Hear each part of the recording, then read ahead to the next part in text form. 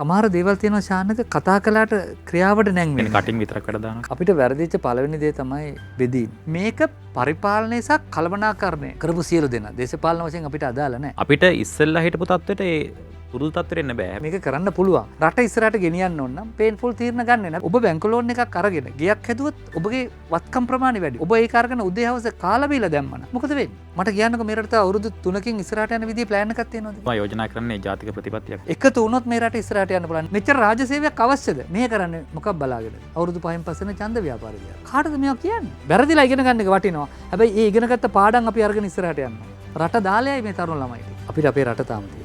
ඇගේ ලේවල තියෙන ආත්ම විශ්වාසය සහ ආත්ම ශක්තිය.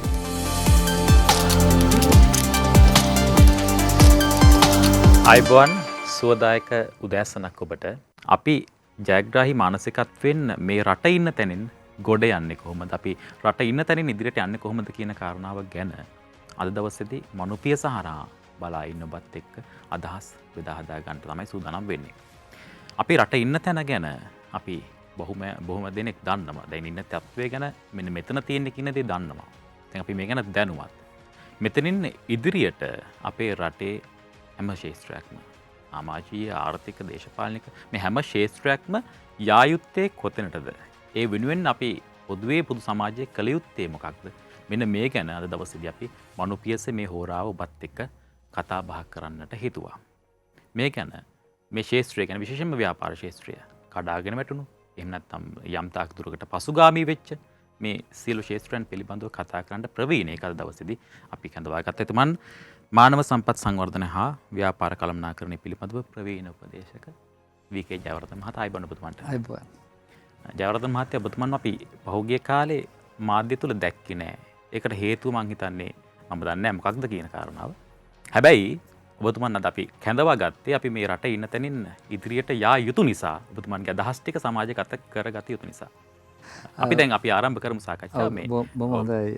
බොහොම ස්තුතියි ශානක ශ්‍රද්ධා මාධ්‍ය ජාලයට මට ආරාධනා කිරීම ගැන කෙටි උත්තරයක් ආපු පළවෙනි ප්‍රශ්නෙට කොවිඩ් ව්‍යාප්තිය රටේ ඇති වෙන්න සහ කොවිඩ් ව්‍යාප්තිය ගැලවෙන ආකාරය පිළිබඳව මාධ්‍යෙන් කතා කළා. ඊට පස්සේ සමහර දේවල් සිදු වුණු ආකාරය සහ ක්‍රමවේදය ගැන කල්පනා කරනකොට පොඩි කලකිරීමකුත් තිබුණා. නමුත් ඉතින් අපි වැනි පුද්ගලයන් නිශ්ශබ්දව සිටිය යුතු නැහැ. රට වෙනුවෙන් යමක් කතා කළේ නැත්නම් අපි දන්න දේ සමාජගත කළේ නැත්නම් මම හිතන අපි යුතුයකම ඉෂ්ට වුණේ නැහැ කියලා.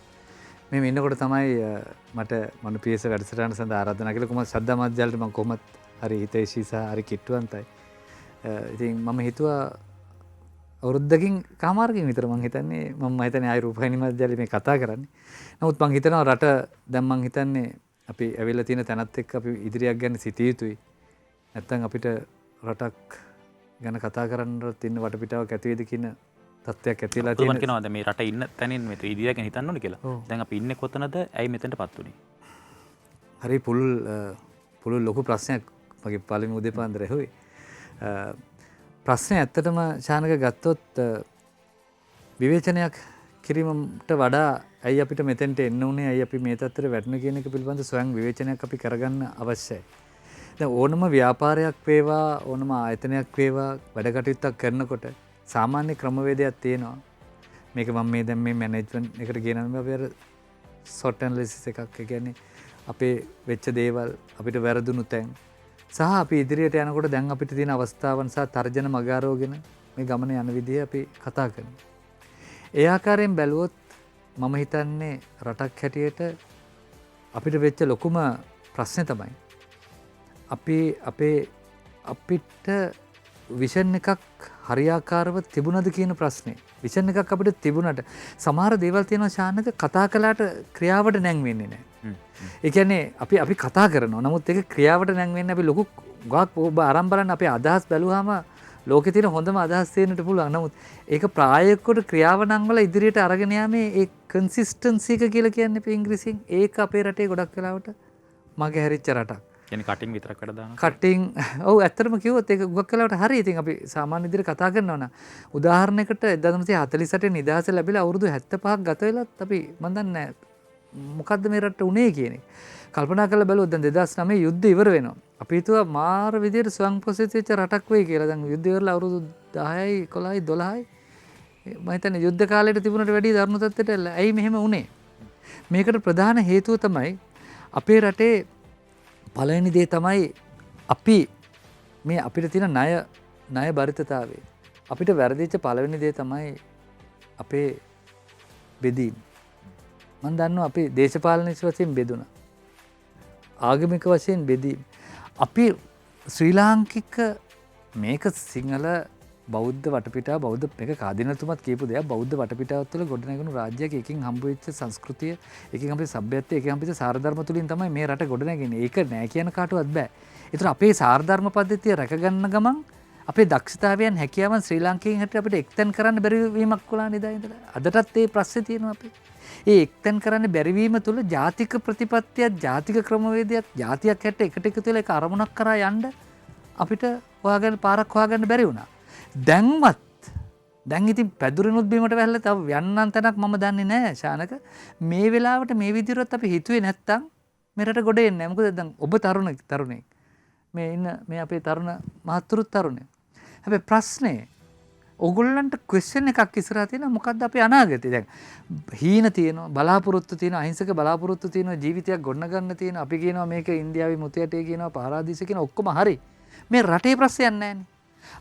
අපේ ජනතාව පැත්තකට තියලා ශ්‍රී ලාංකික රට මේ වර්ග සත්ත්ව 25300 නැත්නම් කිලෝමීටර් 64000 ගාන අපි ගත්තොත් මේ රටේ ප්‍රශ්නයක් තියෙනවද කියන්නේ? රටේ ප්‍රශ්නයක් නැහැ. මේක පරිපාලනය සහ කළමනාකරණය කරපු සියලු දෙනා දේශපාලන වශයෙන් අපිට අදාළ නැහැ. නමුත් මේ පරිපාලන වශයෙන් අපි කළමනාකරණය තිබිච්ච සම්පූර්ණ වරද.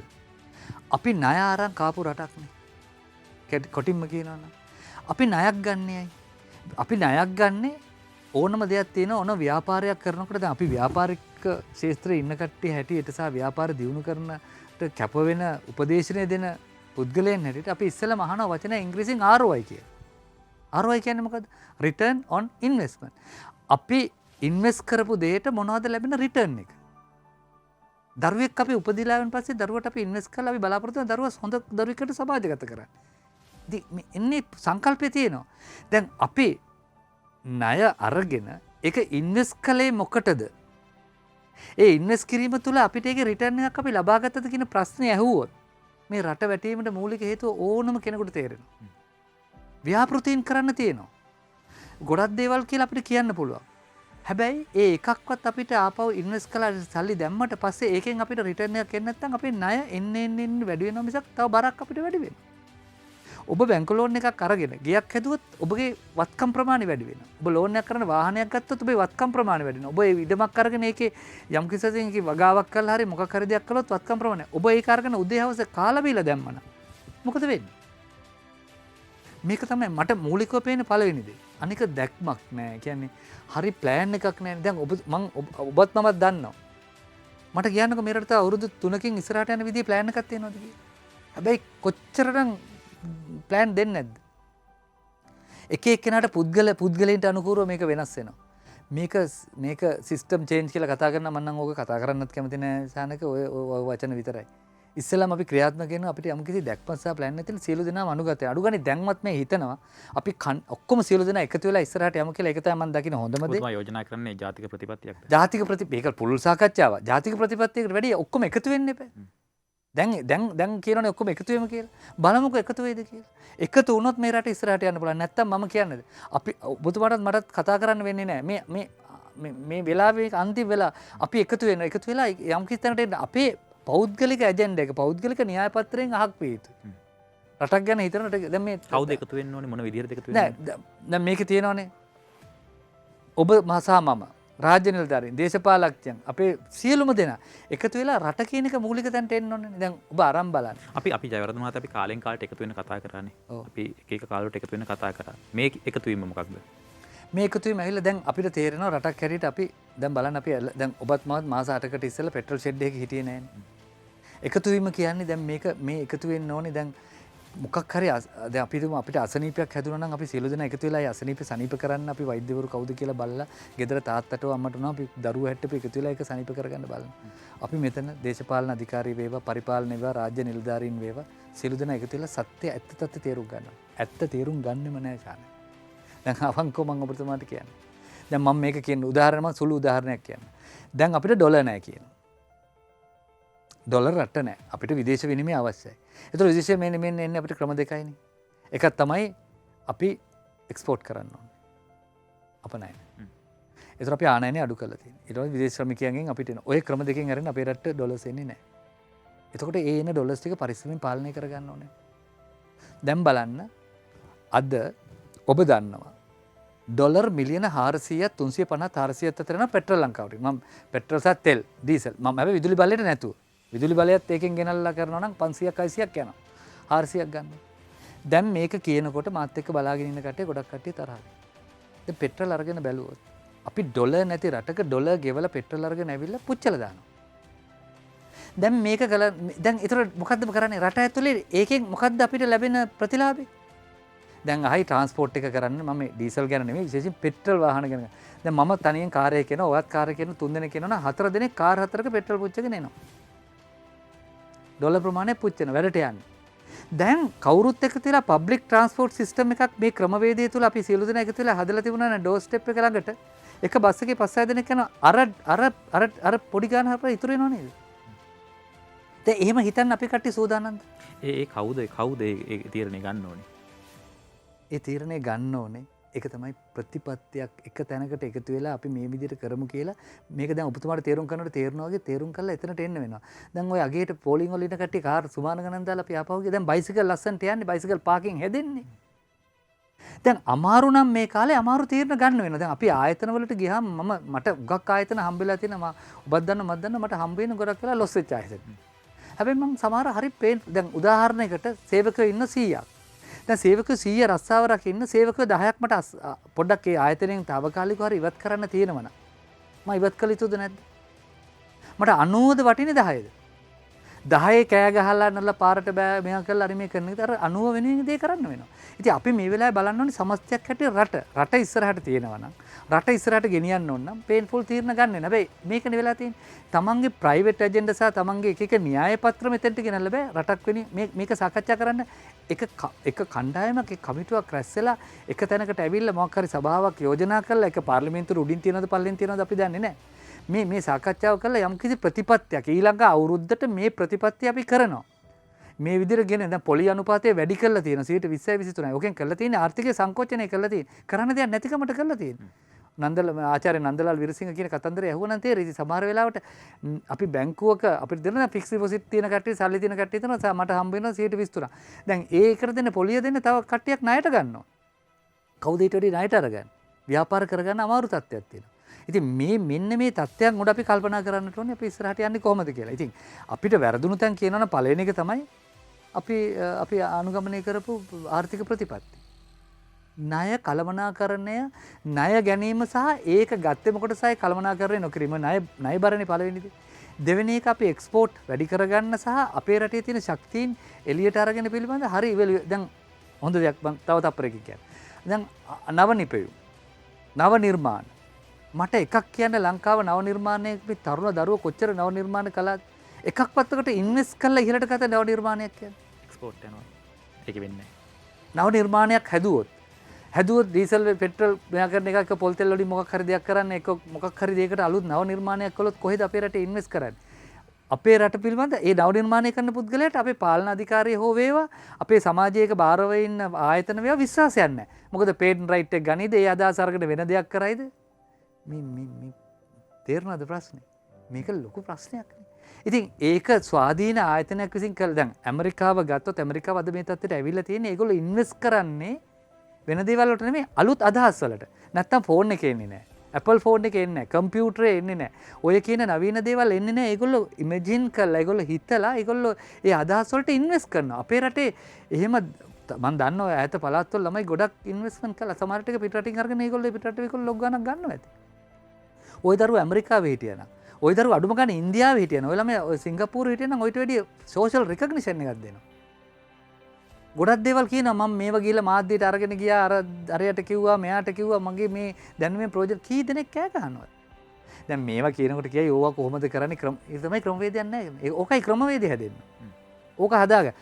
ඉන්වෙස්ට්මන්ට් වලට අපි යන්න ඕනේ ඉන්වෙස්ට් වලට තියෙන අයිඩියාස් වලට ඉන්වෙස්ට් කරන්න ඕනේ. ඒ ඉන්වෙස්ට් ඒක කරන්නේ නැතුව අර සල්ලි අරගෙන පෙට්‍රල් වලට පුච්චන්නයි, කන්න බොන්න පුච්චන්නයි, අර මේ දෙයකට නැතුව ඒක කළමනාකරණය කරලා ඒක පැත්තකට තියලා ඒ මුදල් වල යම්කිසි ඉන්වෙස්ට්මන්ට් එකක් කරන්න. මම මේ කියන්නේ බොහොම පොඩි දෙයක් නමුත් මේක පුළුල්ව සාකච්ඡා කරලා මොකද ප්‍රවාහනය අවශ්‍යයි. ට්‍රාන්ස්පෝර්ට් එක නැතුව මට බෑ. මම කියන්නේ ට්‍රාන්ස්පෝර්ට් එක එෆෙක්ටිව් කරන්න පුළුවන් ඒක හරියට කළොත්. දැන් පෙට්‍රල් දුන්න ලීටර් 20යි දෙන QR කෝඩ් එක. දැන් QR කෝඩ් එකට ගහලා අපි හොඳට මැනේජ් කරනවානේ. අනවශ්‍ය ගමන් යනවද? හිටිච්ච ගමන් කාර් ගෙන ගලා අපි ඕන ගමනක් යන්නේ. ඔක්කොම ප්ලෑන් කරලා යන්නේ. වැරදිද ක්‍රමේ? නෑනේ. දැන් අරන් බලන්න විදුලි බලය. විදුලි බලය QR කෝඩ් එකට දීලා හැම ගෙදරකටම යම්කිසි විදුලි බලයක් පාවිච්චි කරන්න පුළුවන් ඒකක ප්‍රමාණයක් දීලා. මේවා හරි අමාරු දේවල්.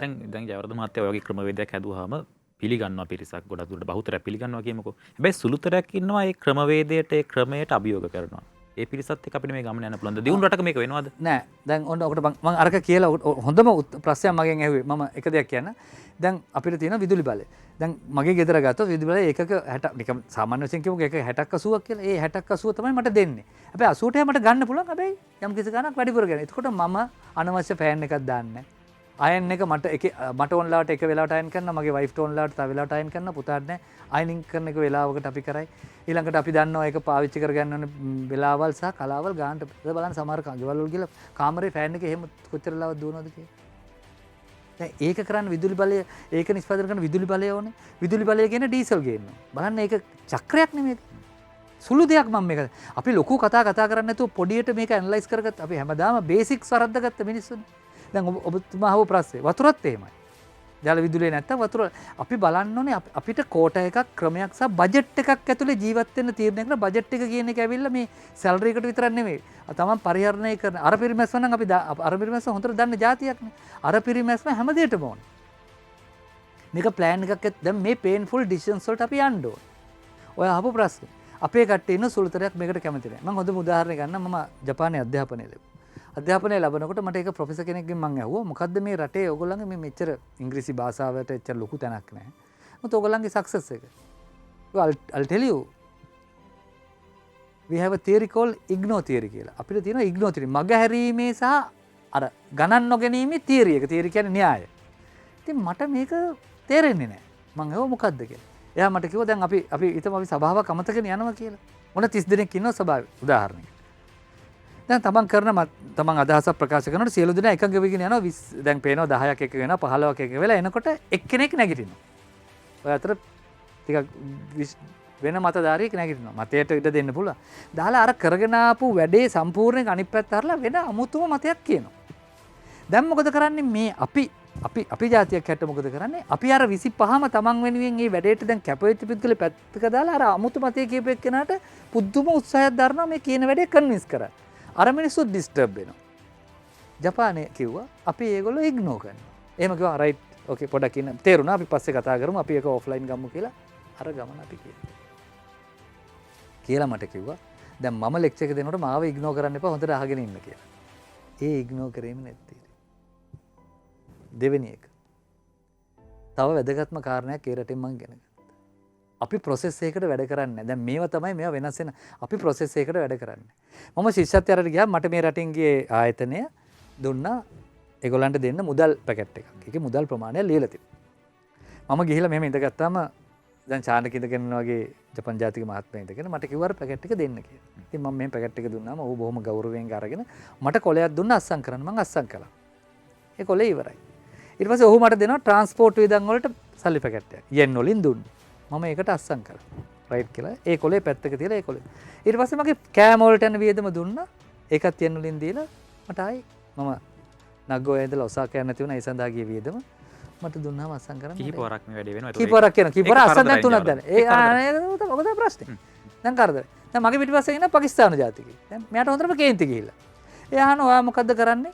දැන් අපි සුළු උදාහරණයක් මම රුපියල් 50ක් දෙන්න තියෙනවා. ඔයා මට 100ක් දෙන්න තියෙනවා. මොකද්ද කතාව මම ඔයාලට 50ක් දෙන්න තියෙනවා.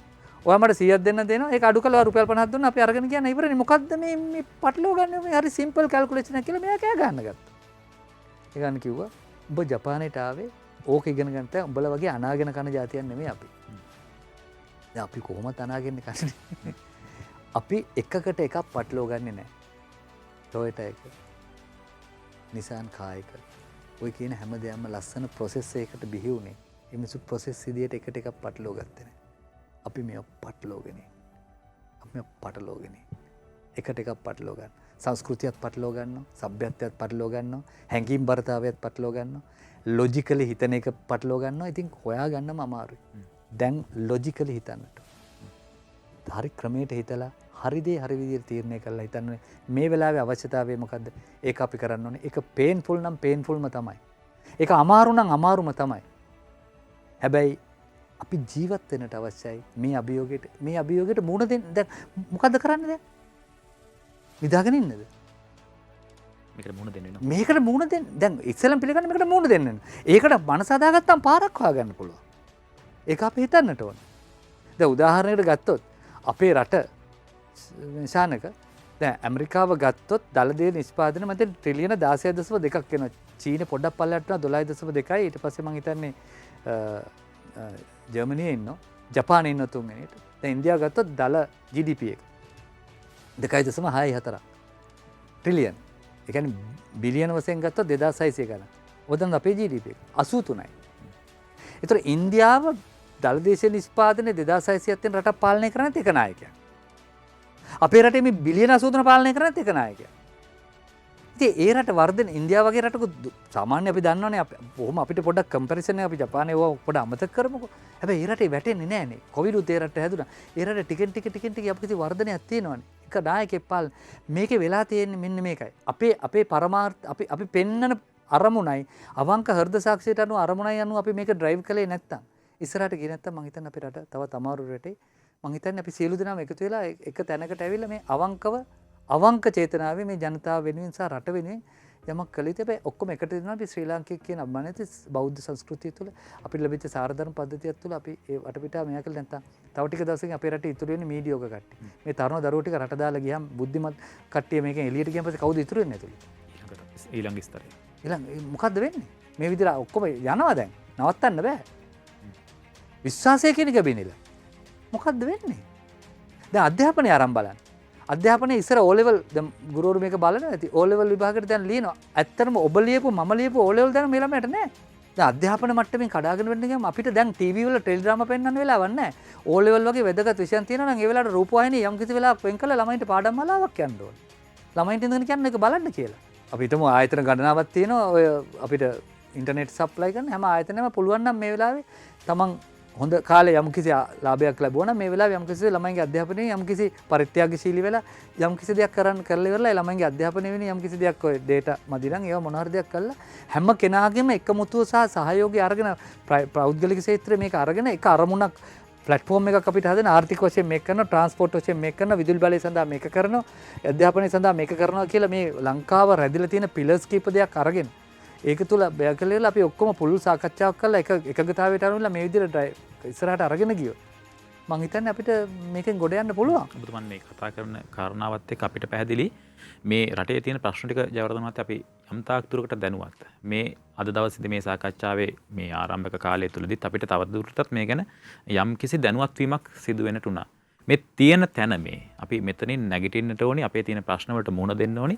ඒ වගේම ප්‍රශ්න කළමනාකරණය කරගන්න ඕනි, විසඳුම් ඕනි, විකල්ප ඕනි. මේ සියල්ලම අපිට අද දවසේ සාකච්ඡාව ඇතුළතදී සාකච්ඡාව අවසන් වෙනකොට අපිට යම් තාක් දුරකට අවශ්‍යයි.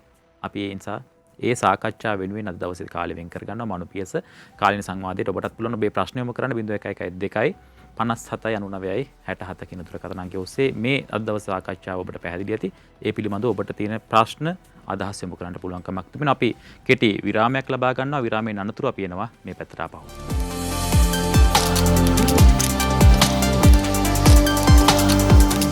අපි විරාමයෙන් අනතුරුව මනුපියස කාලීන කතා බහත් එක්ක නැවත වරක් එකතු වෙන්නේ. ජයග්‍රහණය කියන්නේ නියම ජයග්‍රහණය කියන්නේ වැටෙන්නේ නැතුව යන ගමනක් නෙවෙයි. වැටි ධෛර්යවන්තව නැවත වරක් නැගිටීම. මේක තමයි කන්ෆියුසස් තුමාගේ කියමන. ඒ නිසා මේ වැටිලා තියෙන තැනක් වෙන්න පුළුවන්, පසුගාමී වෙලා තියෙන තැනක් වෙන්න පුළුවන්. අපේ රට මේ ඉන්න තැනින් හෙට දවසට ඉදිරියට යන්නේ කොහොමද? අද දවසේදී මනුපියසේ මේ කාලීන කතා බහට අපි එකතු කරගත්තේ මේ කාරණාව. මේ වෙලාවේදී දුරකථන මාර්ගය ඔස්සේ කෙනෙක් ඉන්නවා. අපි ආයිබෝන් කියලා ඔබතුමන් පිළිගන්නවා. ආයිබෝන් ඔබ එතුමාගේ ප්‍රශ්නය මොකක්ද අපි යොමු කරන්න එතුමන්ට? ආයිබෝන් මම මේ වැඩසටහන නරඹමින් හිටියේ මට එතකොට ප්‍රශ්නයක් ඇති වුණා. දැන් මේ කාලේ අපි හැමෝටම අමාරුයි. කියන්නේ මම දකින මිනිස්සු පවා බොහොම අමාරුවෙන් ඉන්නේ. දැන් මම පෞද්ගලික ව්‍යාපාරයක් කරන කෙනෙක්. මේ එතකොට මගේ ව්‍යාපාරය සම්බන්ධයෙන් මට තාම අයිඩියා එකක් නැහැ. මට තාම අදහසක් නැහැ. කොහොමද මේක දියුණු කරගන්නේ කියලා. ඊළඟට මේ අර්බුදකාරී වාතාවරණය ඒකට පෞද්ගලික විදිහට හරි මට මොනවා හරි පිළිතුරක් ලැබෙනවා නම් ඒක හොඳයි කියලා හිතනවා. දැන් මේ ප්‍රශ්නේ අර හැම ස්තරයකටම දැනුණා. සුළු ව්‍යාපාරිකයා ඉඳලා මධ්‍ය පරිමාණ ඊට පස්සේ මහා පරිමාණ ව්‍යාපාරිකයන් දක්වා එක එක විදිහට දැනුණා මේ සුළු ව්‍යාපාරිකයෙක් වෙන්න නැති. ඉතින් මෙයා කොහොමද මේ ප්‍රශ්නවලට මුහුණ දෙන්නේ? කොහොමද මේ ප්‍රශ්න ටිකට මුහුණ දීම සහ අර අභියෝග ටික කළමනාකරණය කරගන්නේ? මේ ස්තර හැම එකක්ම මම අහන්නේ. ඒතර කළමනාකරණය කරගන්නේ මේක විසඳන්න බැරි වෙයි. හැබැයි විකල්පයක් අපිට හොයාගන්න පුළුවන් වෙයි. ඔව්. දැන් ගොඩක් වෙලාවට දැන්ට දවස් 5කට අයකට ඉස්සෙල්ලා ලංකාවේ කන්ස්ට්‍රක්ෂන් ඒ කියන්නේ ඉදිකිරීම් ශාස්ත්‍රයේ ව්‍යාපාරික මහතුන් දෙන්නෙක් ඇවිල්ලා සම්බන්ධත් වෙලා මාත් එක්ක වැඩ කරලා තුනේ. එයා මගෙන් ඇවිල්ලා ඇහුවා ප්‍රශ්නයකට මුණ පාලා තියෙනවා. දැන් සෙමෙන්ති වල යකඩවල මිල ගණන් එක්ක ඉදිකිරීම් ශාස්ත්‍රයේ පොඩි කඩාවැටීමක් තියෙනවා. කොහොමද ඉස්සරහට යන්නේ කියලා.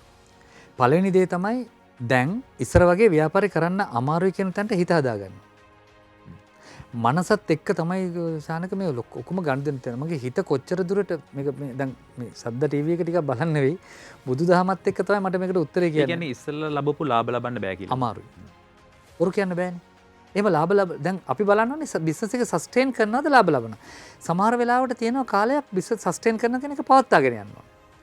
ඒතර අඩු ලාභයක් තුල හෝ එක්ක බිස්නස් එක පාඩු වෙන පවත්වාගෙන. ඒ පවත්වාගැනීමේ ක්‍රමවේදය හොයාගන්නට ඕනේ.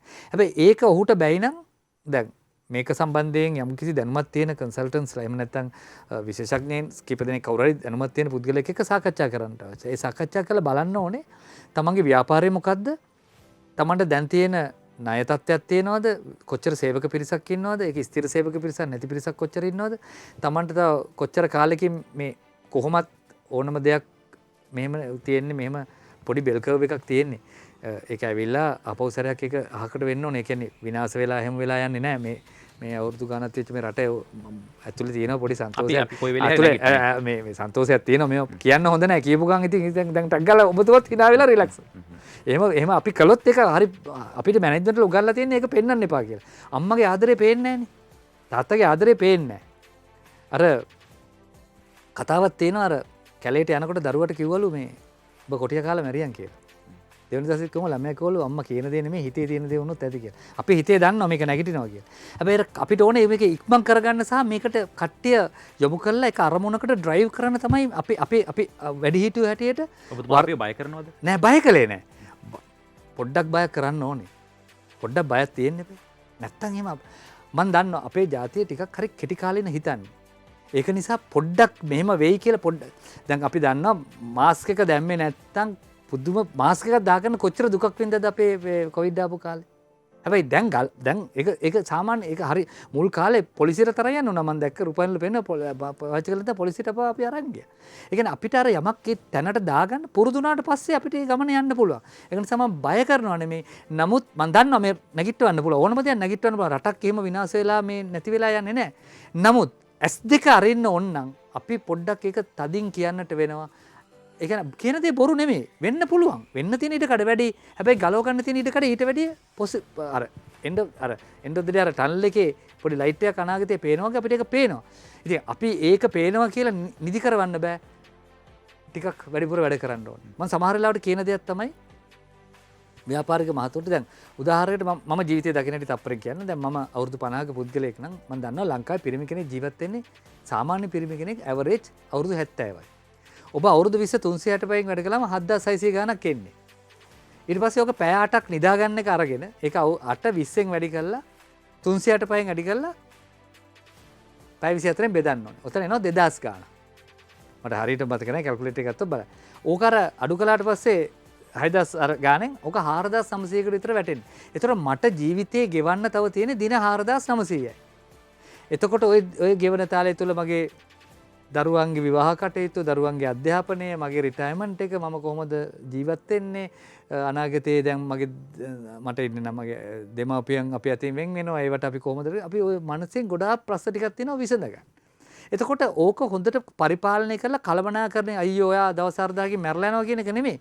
මේ කාලය තුල ඔයා ඔයාගේ මෙච්චර වැඩ කොටසක් කරන් තියෙන ඉක්මනට කළමනාකරණය කියන එකේ ඔලුවට දැම්මහම අපි පැය 8 නිදාගන්නේ නැහැ. ඒක 6ට බස්සලා එතනින් පැය 2ක් ඉතුරු කරලා තව දවස් 2ක් වැඩි කරගන්න බලනවා. අපේ වැඩ කටයුතු කරන. අන්න එහෙම ලොජිකලි ගණිතමය ආකාරයෙන් අපි පොඩ්ඩක් හිතුවොත් අර ඔයා කියන දැන් මං අරෙන් බය වෙනවනේ දවස් 4900 කට මම මැරලා යනවා. එහෙම නෙමෙයි අපි මේ කියන්නේ. අපි කියන සංකල්පයේ තේරුම් ගන්න ඔබට මේ දින ගානේ කරන්න තියෙන වැඩ කොටසක් තියෙනවා. ඔබ ක්‍රියාශීලී වෙයි. එතකොට මේ වැඩේ හොඳට කරන්න ඕනේ හෙටද ඊයේද කරන්න තිබුණා. ඊයේ. අන්නේ විදිහට අපි හිතන જાතියක් බවට පත් වෙනවා. මෙන්න මේ වගේ සංකල්ප සහ මේ ක්‍රමවේද මේ ළමයින්ට විශේෂයෙන් මේ අධ්‍යාපනය කරන දරුවන්ට දෙන්නට ඕන. අර ඔබ අහපු තව එක මේ ව්‍යාපාරික මහත්තයාට මම උත්තරයක් දෙනවා නම් කියන්න ඕනේ ඔහුට තියෙන ව්‍යාපාරය සස්ටේන් කරගෙන යන්න ඉදිරි අවුරුදු 1මාර තුල මොන වගේ වැඩපිළිවෙලද අනුගමනය කළ යුතුද කියලා සමහර තීරණ ටිකක් ගන්න වෙයි. ඒ තීරණ මොනවද කියන එක මට ව්‍යාපාරي කිව්වනම් පොඩ්ඩක් තේරුම් කරන්න පුළුවන්. අපිට ඒ ආකාරයෙන් කරගෙන යන්නේ මම අර සමහර ආයතන වලටත් කිව්වේ ව්‍යාපාර දෙකක් තියෙනවනේ එකකට කළා තියෙන තමන්ගේ කටයුතු ටික ඉක්මනට හරියාකාරව කාලසටහනක් කරනව සකස් කරගෙන නැවත රීෂෙඩියුල් කරලා ලෝන්ස් රීෂෙඩියුල් කරනවා රීෂෙඩියුල් කරලා එහෙම නැත්නම් ඒ යන වියදම් ටික බලලා සමහරවිට මේක පොඩි කළමනාකරණයක් කරගෙන ඉදිරි අවුරුදු 1මාරක් අඩුම ගානේ අපි ප්ලෑන් කරගන්නට ඕනේ අපේ වැඩ කටයුතු කොහොමද කරන්න ඕනේ කියලා දියුණුව නෙමෙයි තියෙන දේ සස්ටේන් කරගන්න. දැන් අපි මේ ප්‍රශ්නේ ගැන අද දවසේදී මම හිතන්නේ මේ ඔබතුමන් කියපු උත්තරෙත් එක තියෙන්නේ අපිට ඉස්සෙල්ලා හිටපු තත්ත්වෙට ඒ පුරුදු තත්ත්වෙට එන්න බෑ. හැබැයි මේක පවත්වාගෙන යාම මේකට කළමනාකරණය කර ගැනීම තුළ අපිට මේ ව්‍යාපාරය තවදුරටත් ඉදිරියට ගෙන යන්න පුළුවන් කියලා අපිට තවත් දුරකථන නම්බරක් තියෙනවා. කවුද කොහෙන්ද මේ? ආයිබන් ඔබතුමන්ට තෙරුවන් සරණයි. තෙරුවන් සරණයි. ආයිබෝවන් තෙරුවන් සරණයි. ඔව් ඔබතුමාගේ ප්‍රශ්නේ මොකක්ද කරන්නේ? මම කතා කරන්නේ වැල්ලවයි ප්‍රදේශයෙන් තෙරුල්ල ජනපදයේ කියන ගමෙන්. අතරම මේක කෘෂිකාර්මික කටයුතු කරන ගමක්.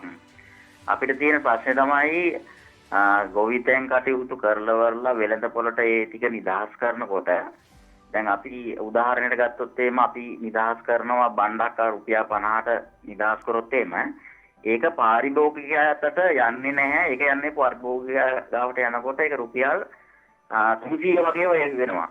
මෙන්න මේ අතරමැදි සිදුවෙන මේ ප්‍රශ්නේ ගැන අපිට තියෙනවා මේ ලොකු ගැටලුවක්. ඇත්තටම අපි රුපියල් 50ට අපි දුන්නාට පස්සේ අදුම ගානේ පාරිභෝගිකයා රුපියල් 100ටවත් කනවා නම් අපිට ඇත්තටම සතුටුයි. මේක ගැන රජයේවත් කිසිම තැනකින් කිසිම ආයතනයකින්වත් කිසිම ඇත්තටම රජය තමයි මේ වැඩ පිළිවෙලක් හදන්න ඕනේ. අන්නේ ප්‍රශ්නේ මේ අවස්ථාවේ වෙලා තියෙන්නේ ගොඩක් දුරට ගොවියාගේ ගොවි කටයුතු ටික මොන ආකාරයෙන් මොන බාධක මැද්දේ හරි සිදු කරනවා කරන්න ඕන ටික කරනවා. හැබැයි පාරිභෝගිකයට යනකොට මෙන්න මේ ප්‍රශ්නේ මේ මැදිහත් වෙනවා. මේකට ක්‍රමවේදයක් තමයි අපි බලාපොරොත්තු වෙන්නේ. මේක මං හිතන්නේ මේක යෝජනාවක් එතුමා කළේ. ඉතින් දැන් බලන්න ඔය ප්‍රශ්නේ මම හිතන්නේ අපි ඔගේ දීර්ඝ බලන්න බැලුවොත් එතුමා කියන දේ හරි. දැන් බණ්ඩක්කා කියලා එකක් හරි අමාරුවේ මේක කරලා මම හිතන්නේ කළා. ඒක අතරමැදියා මැද ඉඳගෙන ලොකු ප්‍රමාණයක් හම්බ කරගන්නවා. ඒ කියන්නේ අවස්ථාවෙන් ප්‍රයෝජන ගන්න අවස්ථාව නෙමෙයි අතරමැදියොත් ඉතින් සිටිය යුතුයි. මම හිතන්නේ අතරමැදි ඒ කියන්නේ ට්‍රාන්ස්පෝර්ට් කරන්න හරි මේ සිටිය යුතුයි. අර නියාමනයක් නැහැනේ. දැන් උදාහරණයකට ඉතින් දැන් උදාහරණයකට අපිට ට්‍රේන් සිස්ටම් එක හරිනම් අපේ ට්‍රේන් සිස්ටම් එක ඉතාම හොඳට වැඩ කරනවා. මේක කරන්න පුළුවන්. මේක කරන්න පුළුවන්. කරලා තියෙන වියදම් මේකට නාස්ති කරලා තියෙන මුදලුත් එක්ක බලද්දී මම එකයි කියන්නේ අර අනවශ්‍ය වියදම් කපා හැරලා ඒවා ඉන්වෙස්ට්මන්ට් එකකට කරලා අපිට යම් කිසි වශයෙන් ඒක අරගෙන කොළඹට ගේන ක්‍රමවේදයක් හදන්න පුළුවන් නම් අතරමැදියෝ කියන දේ කොට මේ ඒකයි කියන්නේ දැන් එතුමා කෙලින්ම කියනවා උත්තරේම තියෙනවා රජයේ වගේ මේ දැන් උදාහරණයකට දැන් රජය ගැන කතා කරද්දී මම ඔබට කියන්න මම මේක හරි කනගාටුවෙන් කියන්නේ. දැන් ශානක මම මේක කිව්වහම දැන් මට අධික විවේචනයක් එයි. මට ඒක ප්‍රශ්නයක් නෑ. මම මේක කියන්න ඕන. මම මේක මෙතන විතරක් නෙමෙයි ඉදිරියට මොන මාධ්‍යාලයකට ගියත් කියනවා කියලා හිතුවේ. අපි කල්පනා කරන්නේ අපි අලුත් හිතෙන අලුත් කණ්ඩායමකට එන්න ඕනේ කියලා කියනවා. කියන්නේ පරණ කට්ටිය. හැබැයි අවකාශයක් තියනවද එන්න? දෙන්නේ නෑනේ. මම දන්න හැටියට ගොක් අපි මේ රටේ ඇවිල්ලා ඉහළම තනතුරට ගිහිල්ලා ආයි කරකිලා අතෙන්ට එනවා. ඒක මම මේ පුද්ගලයාට නෙමෙයි පුද්ගලයෙක් අල්ලගෙන කිව්වා නෙමෙයි. දැන් බලන්න ඒ දුන්න පූර්වාදර්ශය හරියද? മന്ത്രി වෙනවා, ඇමති වෙනවා, කැබිනට් മന്ത്രി වෙනවා, අගමැති වෙනවා, ජනාධිපති වෙනවා, ආයි മന്ത്രി වෙනවා. ඒ කියන්නේ එතනින් පස්සේ ඉහෙන්න ඕනේ ඉහළම තැනට ඇවිල්ලා තමන් යම්කිසි සේවයක් කළාට පස්සේ තමන්ගේ කාලය ඉවරලා ගියා නම් තමන් උපදේශාත්මකව තමන් ගත දැනුමකට අනුව තමන් ඉන්න අරගෙන ඊළඟට තව කණ්ඩායමකට තව කට්ටියකට ඉඩ දෙන්න ඕනේ. ඒ කියන්නේ ඊළඟ ස්තරේ හදන්න ඕනේ කියලා. ඊළඟ ස්තරේ හැදෙන්නේ නැහැ. අපි කිව්වට කරියර් පාත් එකක් හදනවා කියලා. එහෙම නැත්නම් මේක කරනවා කියලා ඔක ප්‍රයිවට් ආයතනවල වෙයි. අනිත් තැන්වල වෙන්නේ. මම හොඳ උදාහරණයක් කියන්න. මේක මම දන්නේ කොච්චර දුරට තේරුම් ගන්නද මම පුළුවන් තරම් සරලව කියන්න බලන්න. ආයතනයක කළමනාකරණය සහ පර්ෆෝමන්ස් කියන එක අපි මනින්නේ අපි දානවා බෙල් කර්ව් එකකට. බෙල් කියන්නේ බෙල් එක ගන්නකො බෙල් කර්ව් එකකට කොහොම හරි මේක පෝස්ට් කරලා අපි රෑන්ක් කරනවා. ලෝකේ Fortune 500 කම්පනියක් ගත්තත් එහෙම කරනවා. මේක බෙල් කර්ව් එකකට දානවා මෙහෙම. ඒතර ඔබ හිතන්න ඔබගේ ඉන්නවා A grade, B grade, C grade, D grade. විදියට ඔබගේ පර්ෆෝමන්ස් එක නැත්නම් ඔයගොල්ලන්ගේ කාර්යක්ෂමතාවයේ සේවකයන්ගේ අවුට්පුට් එක මේක මනිනවා A හොඳයි O level වල A level වල කරනවා වගේ A B C D. එයනවා දැන් බෙල් එක නිර්මාණය කරන්න ඕනේ. A පැත්තට 20යි D පැත්තට 20යි B 40යි C 40යි. හරිනේ 100. මෙතනට 20යි මෙතනට 20යි 40යි. ඊට පස්සේ මෙතනට 30යි 30යි 30යි 60යි. හරිනේ. 20යි කියන්නකො මේ පැත්තට 20යි මේ පැත්තට 20යි. සෑම පැත්තට 30යි දෙම 60යි. දැන් ගානට බෙල් කර්ව් එක හරි. ඔබ දන්නවද මෙහෙම බෙල් කර්ව් එකට අවුරුද්දක් අවසානයේ පර්ෆෝමන්ස් එක දාලා පිළිගත්ත ලෝකේ හොඳ කම්පනීස් වල කරන්නේ අර දුර්වලයි කියලා වැටෙන 20 ආයතනට බරක්. ඒගොල්ලන්ගේ ඉන්පුට් එකේ එන්නේ නැහැ.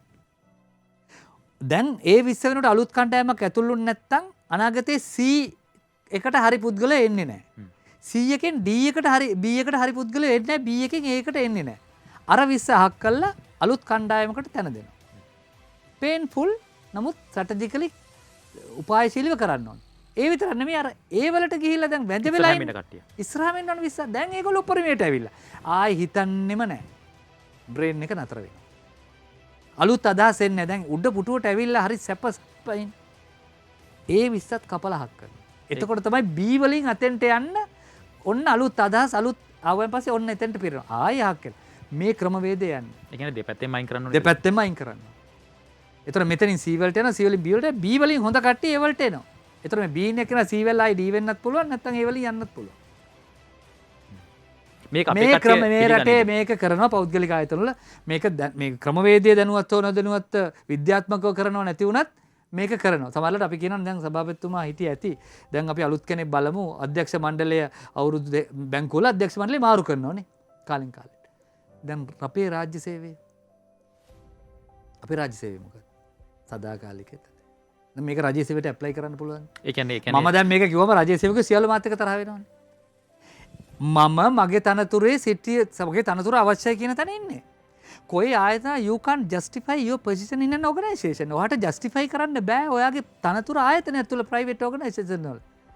ඒක ආයතනයේ තීරණය කරන්න මේ තනතුරක් අවශ්‍යයි කියලා. මට කියලා කියන්න බෑ ජෙනරල් මැනේජර් කියන මේ ආයතනෙ ඉන්න ඕන කියලා. එහෙම දෙයක් නෑ. එහෙම නෑ. ඒක ආයතනයේ තීරණයක් කරන්න ඕනේ. ආයතනයේ තීරණය කළොත් මට රස්සාව තියෙයි. නැත්තම් නෑ. ඒතර මම දැනගන්න මේ තනතුරට දෙතුනා මේ තනතුර ආයතනය තුළ රැඳෙන්න මම පුදුම ඉනිෂියේටිව්ස් පුදුම දේවල් කළා මගේ තනතුර රැක ගන්න. මෙහෙම නෙමෙයි තනතුර ගියාට පස්සේ ස්ථාවරයි ආයික ජීවිතේ නැත්නම් OIC බයි. ලේකම්තුමාමයි. ඒ තනතුර තියෙන ලේකම්තුමෙක් ඕනේද? මෙච්චර රාජ්‍ය සේවයක් අවශ්‍යද? මේ රාජ්‍ය සේවය රට්ට බරක් නෙමෙයිද? දැන් මේව අහනකොට මට මොනවා කියයිද මේ ශානකද? පුදුමයි දැන් කතා කරලා ඉවරලා කවුරුන් මට බෑනේ නැත්නම්. මේක බරක්. ඊට පස්සේ ඒක යනවා පෙන්ෂන් එකට බරක්. හැබැයි රාජ්‍ය සේවයට නෙමෙයි මම දොස් කියන්නේ. ඒ රාජ්‍ය සේවයට නෙමෙයි දොස් කියන්නේ. අපි අර ROI return on investment. අපි මේ ඉන්වෙස්ට් කරනවා නම් මානව සම්පතට මොකද්ද ගත්ත රිටර්න් එක කියලා බලන්නේ නැතුව කරපු නිසා කි මිනිස්සුන්ටවත් ඒ ඉන්න තනතුරු වල ඉන්න රාජ්‍ය සේවකයන් දොස් කියන්න එපා. ඕකනේ රකියාවක්. ඒ උරා රකියාවක් කරන්නේ. ඒ අපේ කරපු ක්‍රමවේද දැන් S2 අරින්න ඉස්සරහට මෙහෙමයි. හෙට සිට මෙහෙමයි. ආයතනය බඳවගත්ත අපි ඉන්ටර්විව් කරලා කෙනෙක් ගන්නකොට ශානක මම ඔය ලොකු තනතුරක් නම් මම දවස් සුමානයක් දවස් 3ක් ගෙනල්ලා ආයතනය තුල ඉඳලා මං කියනවා ඔයා මේක ආයතනය තුල ඇවිදලා බලලා ඔයා ඊළඟ මාස 6 කරන වැඩපිළිවෙල අපිට දෙන්න. ඒ ප්‍රසන්ටේෂන් එක ඒ කරන ක්‍රමවේදය දිහා බලලා තමයි ඔහුව රික්‍රූට් කරනවද ඔය ආයතනය තුලට ගන්නවද නැද්ද කියලා තීරණය කරන්නේ. මේ කරන්නේ මොකක් බලාගෙනද? අවුරුදු 5න් පස්සේන ඡන්ද ව්‍යාපාර දිහා. මනාපේ දිහා බලන්න. ඉතින් රටක් යයිද? කාටද මේවා කියන්නේ? කියනවා මේ වාක්තලයට හරි කියලා කවුරු කෙනෙක් අහගෙන ඉන්නවනම් මොලේ පෑදේවා කියලා තමයි මට ප්‍රාර්ථනා කරන් තියෙන්නේ. මේ ආයතනයේ තියෙන ගෞරවයක් හැටියට මම කියන්නේ. දැන් අපි අරන් බලන්න රටක හොඳම රටක් ගන්න මොනවද ලෝකේ තියෙන හොඳම රටවල්? නෝර්වේ රාජ්‍ය. ඊට පස්සේ ස්විට්සර්ලන්තයට එනවා. ඊට පස්සේ එනවා ඩෙන්මාර්ක්ට. ඊට පස්සේ නවසීලන්තේ බලන්න අර කාන්තාව පාලනය කරන ජසින්ද මම හොඳට දන්නවා. බලන්න හරි සංවේදී සරලයි. කෝච්චියේ පොළට යන්නේ ඔබාමා අරන් බලන්න බරක් ඔබාමා. පොලිමේ ඉන්න සුපර් මාකට් එක. මම නම් කවදක්වත් දැකලා නැහැ අපේ හිටපු ඇමති කෙනෙක් මේ සුපර් මාකට් එකේ පොලිමේ. මාර ගෞරවයක් දෙන්නේ. ඒකනේ තත්ත්වය. එතකොට ස්වීඩන් වගේ රටවල් මේ රටවල් ගත කරපු හොඳ ප්‍රතිපත්ති මොනවද? මේ තියෙන ඕන තරම් ඇස් දෙක ඉස්සරහ අපිට තියෙනවා. ගන්න කැමති නැහැ. ඇයි? අර ප්‍රයිවට් ඇජෙන්ඩා එක වෙනස්. මොකක්ද ඇජෙන්ඩා එක? ලොකු කතා කළාට මට ආයි മന്ത്രി වෙලා හරි එන්න ඕනේ. මේ පරිපාලන ක්ෂේත්‍රයේ මේ තනතුරේ මම රැඳෙන්න ඕනේ. තනතුර අභියෝගයට ලක් වෙන්නේ නැහැ. මොකද්ද ඔය දෙන ඉන්පුට් එක? මොකද්ද ඔය දේ වෙන්නේ? ඉතින් එතකොට වෙන්නේ පුද්ගලවාදය එනවා. ඒතර පුද්ගලයා කියන සාධකයේ මත යැපෙන තත්ත්වයක්පත් වෙනවා. අර හොඳට වැඩ කරන පුද්ගලයා මත එකතු වෙන්න බලනවා. ඒතර අනික් කට්ටිය යගේ යැපෙනවා. එහෙම බෑ. සෑම දෙනා තුලම තමන්ගේ කාර්යක්ෂමතාවය සහ පර්ෆෝමන්ස් මේ රටේ බෙදුන්නේ නැත්තම් රට දාලයයි මේ තරුණ ළමයි ටික. ඒ කියන්නේ යුතුයකමයි වගකීමයි දෙකම. යුතුයකමයි වගකීමයි මේ රටේ එක කරන්න ඕනේ. කවුරු හරි එක්කනේ මේ ගැන කතා වෙන්නට ඕනේ. කොයි දැන් ආයි ඔය කියන කතා ඔක්කොම හරි කොහොමද හදන්නේ කියලා. හරි සිම්පල් නේ.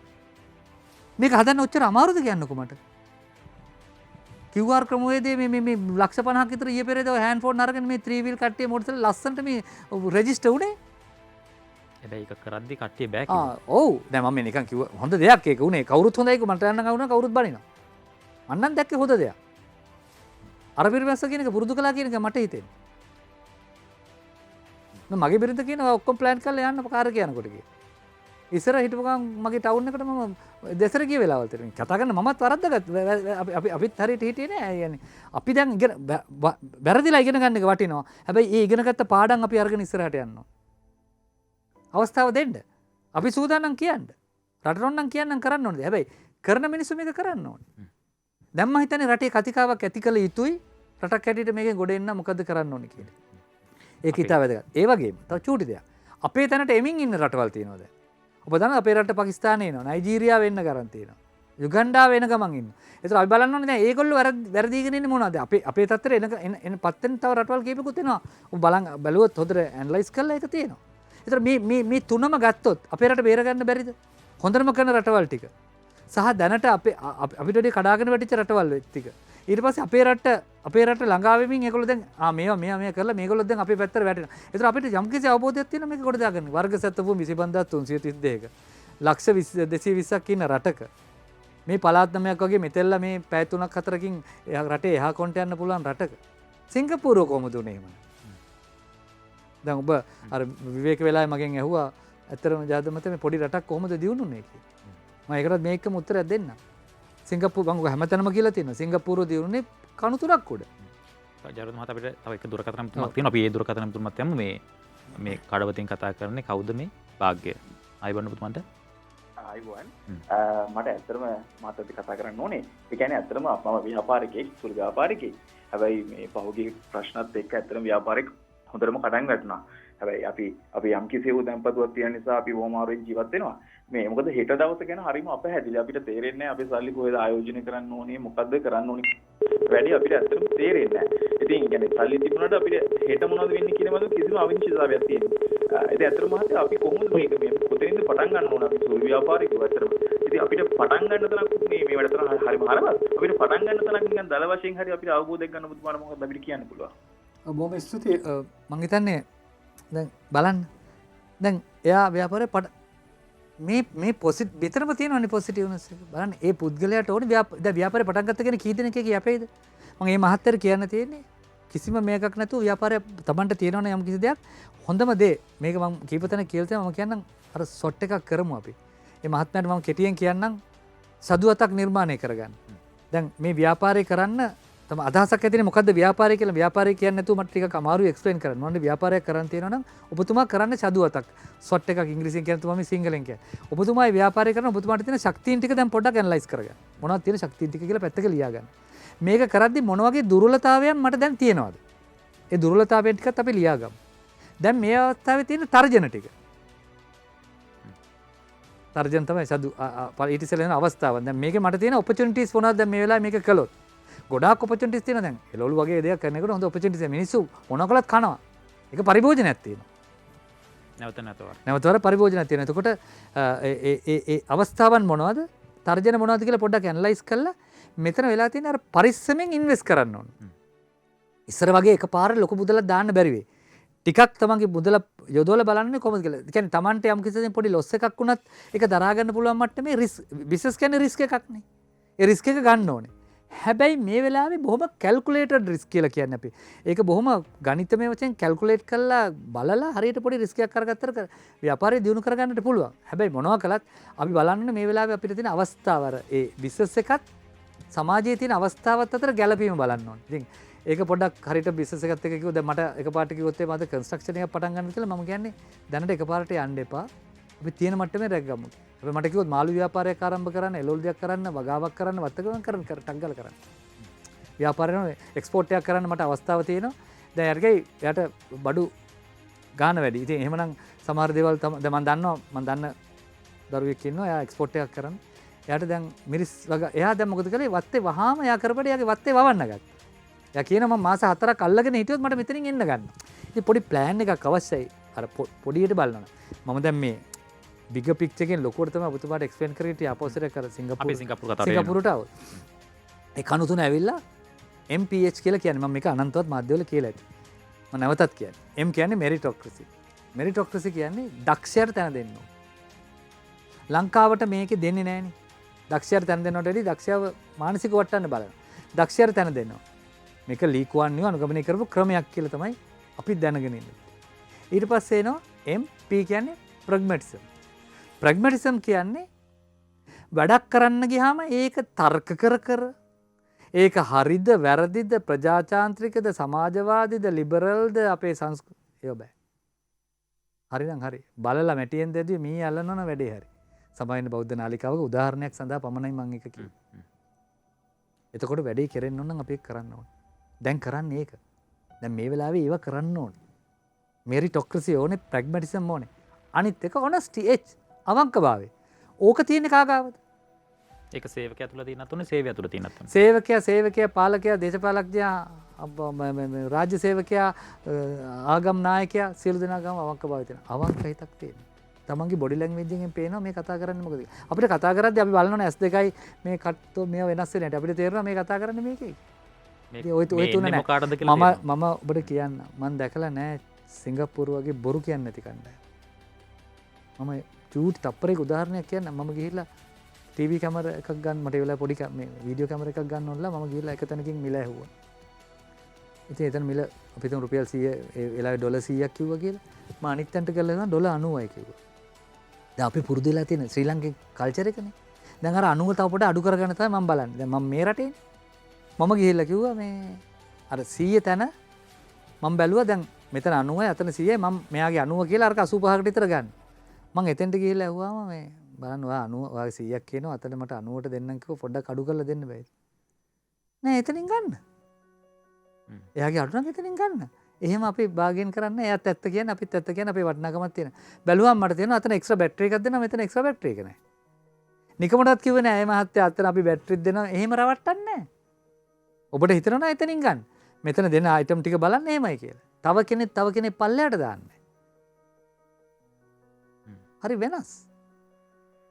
මිනිස්සුන්ගේ ආකල්පය වෙනස් කරන තාක්කල් අපේ අධ්‍යාපන ක්‍රමවේදය හදන්න ඕනේ ළමයින්ගේ පෞරුෂය වර්ධනය කරන විෂයක් මේ සමාජයේ නැහැ. සයන්ස් උගන්වන්නයි, මැත්ස් උගන්වන්නයි, ඉංග්‍රීසි උගන්වන්නයි, සිංහල උගන්වන්නයි. පෞරුෂ වර්ධනයට සබ්ජෙක්ට් එකක් මේ රටේ නැහැ. මේ රටේ නැත්තම් පෞරුෂය.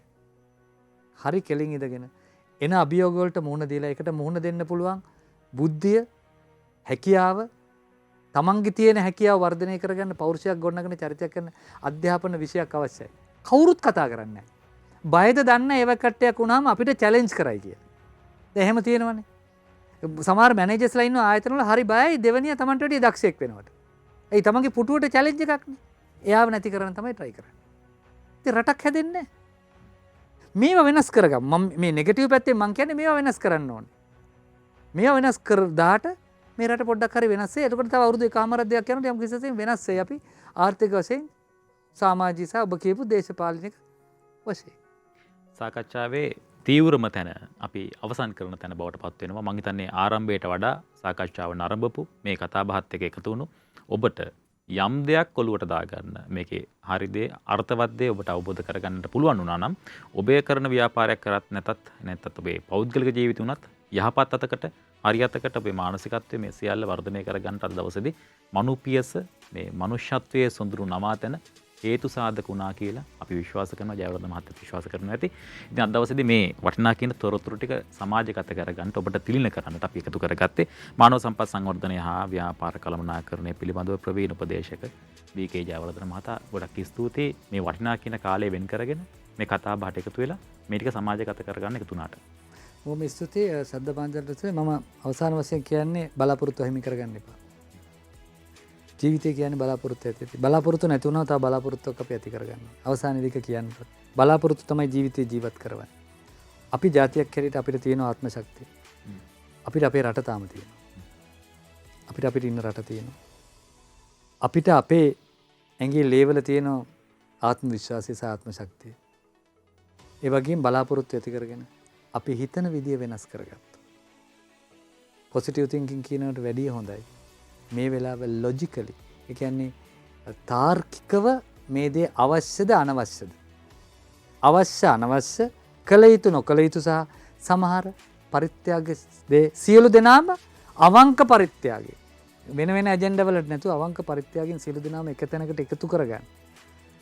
ආයතනයක් බිහි වේවා රාජ්‍ය ආයතනයක් හෝ කවුරු බෙහෙලා මේ විද්වතුන් ටිකක් බෙහෙලා මේ රට ගොඩ ගන්න කතිකාවතක් ඇතිලා ඒ අදහස් ටික අරගෙන ඊට පස්සේ ඒක කොහේ හරි පාර්ලිමේන්තුවක වෙන තැනක සාකච්ඡා කරලා සම්මත කරගෙන ඒ ක්‍රමවේදය කෙටි කාලීනත් තුළ මං කියන්නේ දීර්ඝ කෙටි කාලීන තුළ ඉම්ප්ලිමන්ට් කරලා කාගෙත් අවබෝධය අරගෙන කරගන්න එක තැනකට සියලු දෙනාම එකතු වේවා කියන ප්‍රාර්ථනෙන් වැඩසටහන අවසන් කරමු. බොහොම ස්තුතියි මට ආරාධනා කළාට සද්දා ලක්විරු මාධ්‍ය ජාලයට සහ හොඳට වැඩසටහන මෙහෙවුවා ශානක. ඉතින් ඔබට බොහොම ස්තුතියි. අර ඔබතුමන් ගොඩක් ස්තුතියි මංගුණොත් කියපු එකට. ඔබතුමන් කියපු ප්‍රාර්ථනාව අපි සතුව තියෙනවා. අපි නැගිටිමු බොහෝ පිරිසකට නැත්තේ ශක්තිය නෙවෙයි අදිෂ්ඨානය කැපවීම. ඒ නිසා මේක වික්ටර් හියුගෝ කියන්නේ. ඒ නිසා මම හිතන්නේ ඒක තමයි අපි ඇති කරගත යුතු අදිෂ්ඨානය සහ අපේ තියෙන උනන්දු වමනාව ඇති කරගත යුතු. ඒ ඇති කරන්න තමයි මේ සාකච්ඡාව බිහි කරන්නේ. ඉතින් ඔබ වෙනුවෙන් අපි කතා කරන්නේ හෙට දවසේදී ශ්‍රද්ධා රූපවාහිනිය ඔස්සේ හමු වෙන බලාපොරොත්තු වෙන දවස සමගන්න ඔබට ජයග්‍රාහී දවසක්.